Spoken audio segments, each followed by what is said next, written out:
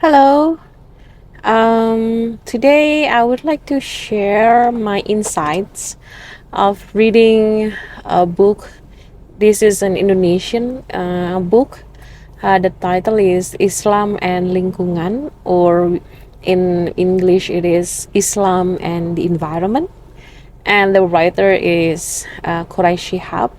He is one of a well-known Islamist thinker in Indonesia.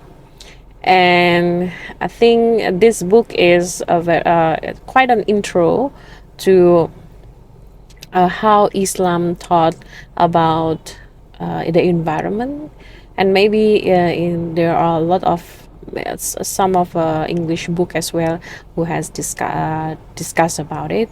But I think for those who haven't familiar with the issue, I'd like to share two insights that I got from reading this book.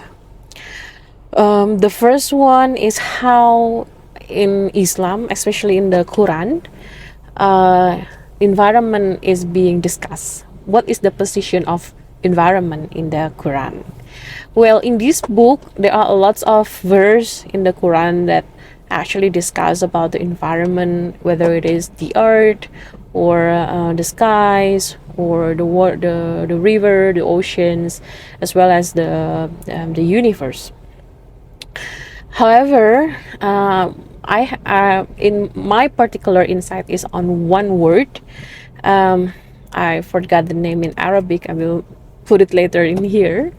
So this one word in Indonesia translated as penundukan, or in English, I'm trying to figuring out what would be the best translation for it, but I think it's like a bow down. So it's like this environment, it is, whether it's the sky or the oceans or the earth, the universe and everything. In the Quran versions, they are bowing down.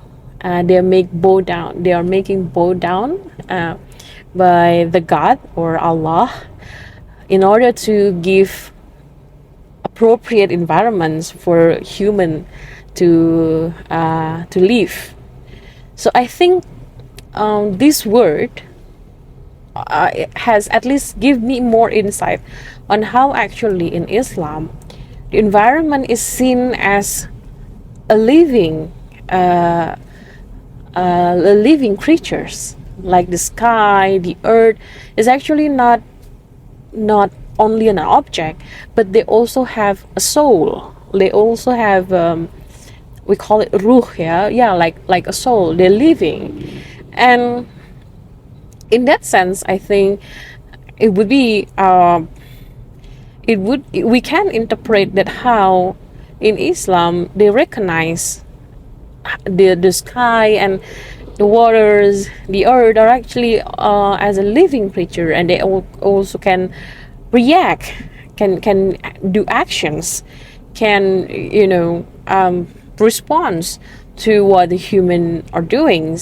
However, as mentioned in the Quran, they are actually bowing down, and they make bow down by gods. So I think in that sense, it makes it gives more insights to me. This is also relate to what I've thinking, or to what I've reflect on seeing everything in the nature, that human is very lucky to be able to live here, and we are also very vulnerable in the sense that if this nature decided not to bow down again, we could like instantly disappear in this world.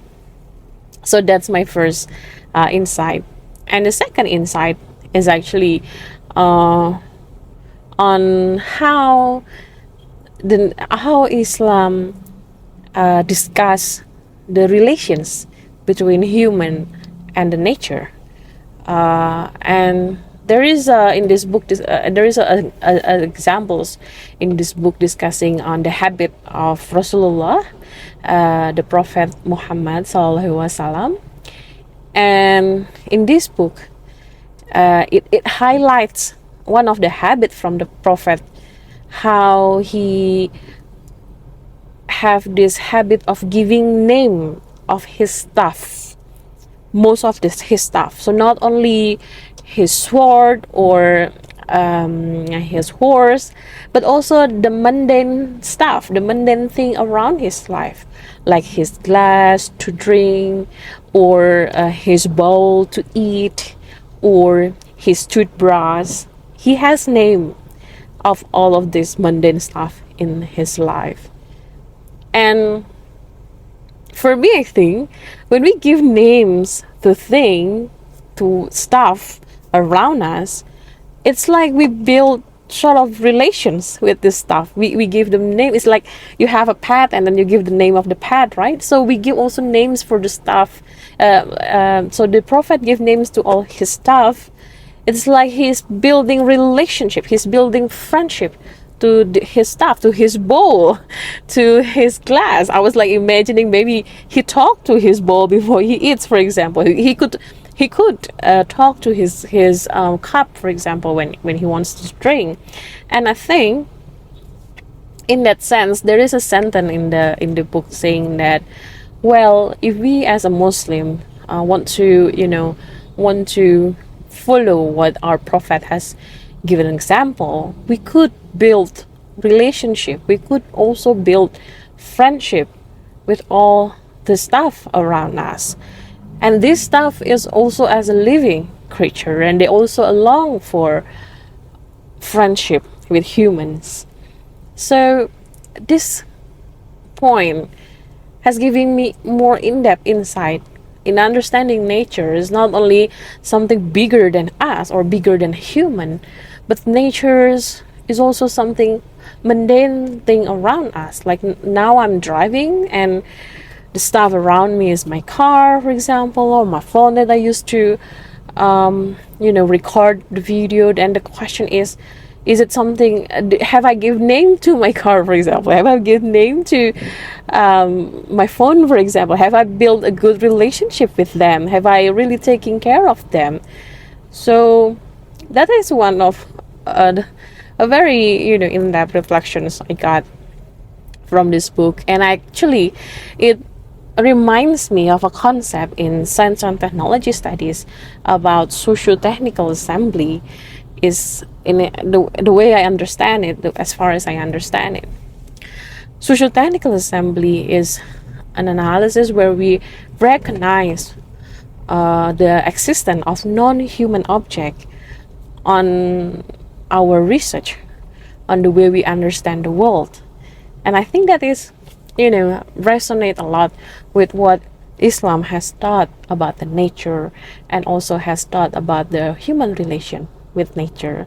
So I think in this sense, as students who are studying about science and technology studies and also sustainability transition, it gives me insights more on how actually when we discuss about sustainabilities, or when we discuss about socio-technical system, we could maybe also discuss the spiritual level of it. How is actually the human and non-human relations are being taught or are being discussed in the religions or in the spiritual teachings.